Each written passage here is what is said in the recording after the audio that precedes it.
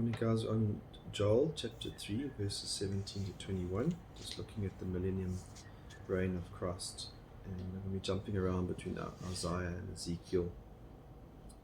Joel 3 verse 17, then you'll know that I am the Lord your God, dwelling in Zion, my holy mountain. So Jerusalem will be holy, and the strangers will pass through it no more. And in that day the mountains will drip sweet wine, and the hills will flow with milk, and all the brooks of Judah will flow with water, and a spring will flow out from the house of the Lord to water the valley of Shittim. And it's the valley of Shittim is the last place they stopped at when they were in the desert before they went into the promised land. So it's right next to the Dead Sea, and we see that from Jerusalem those mountains will be split on the day of the Lord, and this river flows, and this river produces life. I'm going to jump around to Zechariah 14 verse 8, and on that day living waters will flow from Jerusalem, half of them to the eastern sea and half of them to the western sea, and it shall continue in summer and in winter. Ezekiel 47 verse 9 says, and wherever that river goes, every living creature that swarms will live in it, and there will be many fish.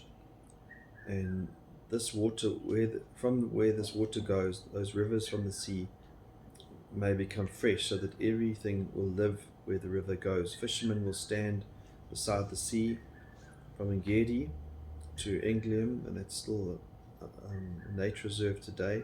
It will be a place for the spreading of nets. Its fish will be of very many kinds, like the fish of the great sea. And so the great blessing for wherever this river goes, but not where the swamps are. It says, but the swamps and marshes will not become fresh, and they are left for salt. On the banks on both sides of the river there will grow all kinds of trees for food.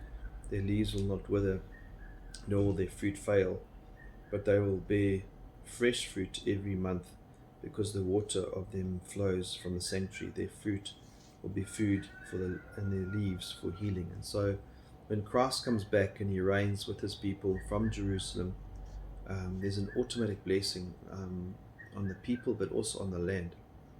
Even the animals, it talks a lot about the animals, lions with the lambs. But here we see the land being blessed, and so everywhere that river flows is great blessing. Back to Joel, Egypt will become a waste, and Edom will become a desolate wilderness because of the violence done to the sons of Judah in the land. They have shed innocent blood. So not everywhere is blessed, but Jerusalem is definitely blessed. Isaiah 30 verse 25, on every lofty mountain and every high hill there will be streams running with water on the day of the great slaughter, when the towers fall. And back to Joel, verse 20, but Judah will be inhabited forever, and Jerusalem for all generations.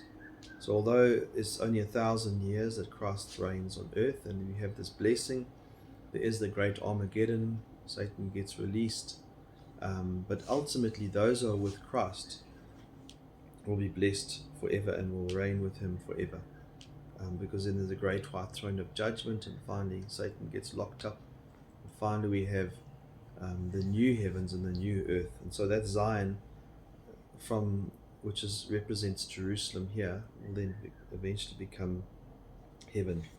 Verse 21, and I'll avenge their blood which I have not avenged, for the Lord dwells in Zion. So although there's a time of war, we look forward to a time of peace when those who are faithfully with Christ will be caught up with him, will come back, will rule with him here on earth, and will live with him forever and ever, and eventually at the end of Revelation we see that river of living water, which also just blesses.